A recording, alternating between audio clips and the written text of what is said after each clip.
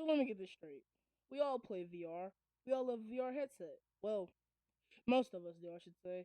So I use an Oculus Rift cv1. And for most people would use like the Quest 2. If you got money, Valve Index, and if you're a VR chat person, the HTCs. I don't know which one specifically, but you know. So, uh, what's it like using a Rift CV1 for the people that actually watch my videos and maybe wonder what it's like? Here you have it.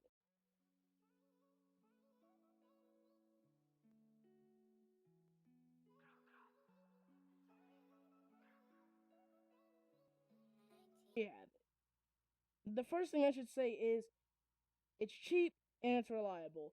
This bad boy, after the amount of usage and abuse I have put into it, the only issue I can say that I genuinely have with this bad boy is it the cord or the HMD, if you will.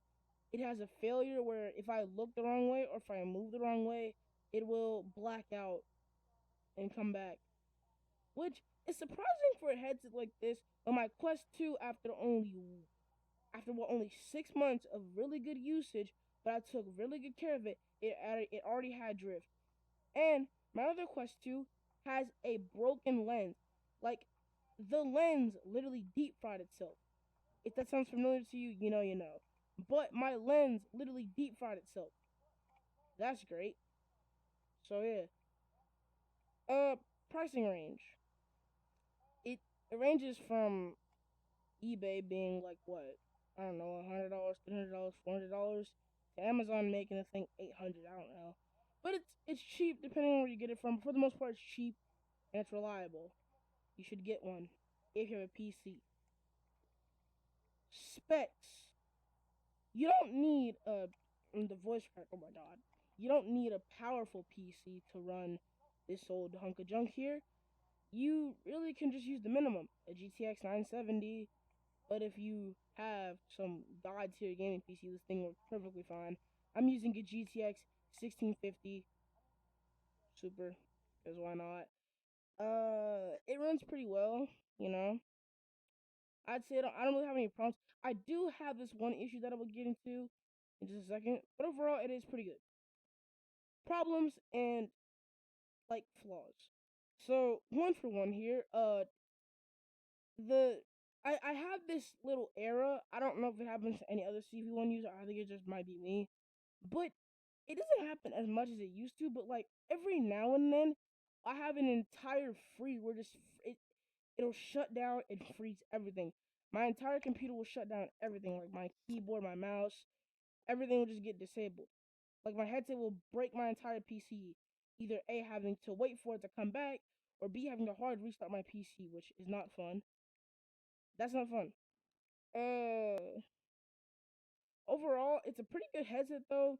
I've used this thing for about almost a year now, a year and like 2 months. I've had it for 2 years now, but when I first got it, I actually didn't have a powerful enough PC to run it. That was kind of sad. But overall, there's nothing wrong with this headset. I highly recommend it if you just want to get into PC VR or just PC VR gaming in general, and you want a decent headset that can play high intense games, and you're tired of the Quest 2 or something. Oh yeah, I forgot something. Tracking. The tracking is great if you know how to place your sensors. Like when I first had my CV1, I had both my sensors.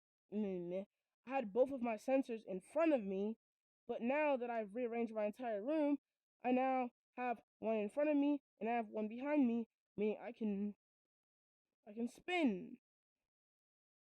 You know, my tracking's actually good. I can spin, do all that funny stuff. Controllers.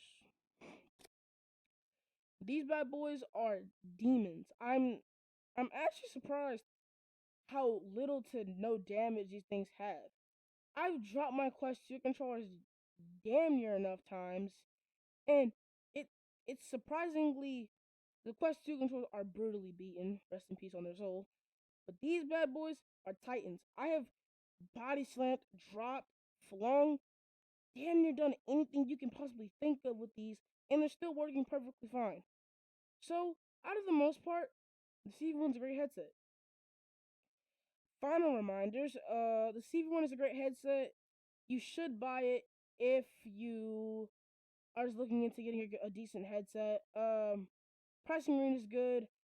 There are a couple of flaws, but I'm not gonna go into all of that. I'm not deep insiding this. I'm just putting this out here for anyone that I don't know sees this on the recommendation page, or if you're looking to buy a real CV1 and you're looking at someone small like me, thinking maybe he knows what he's talking about.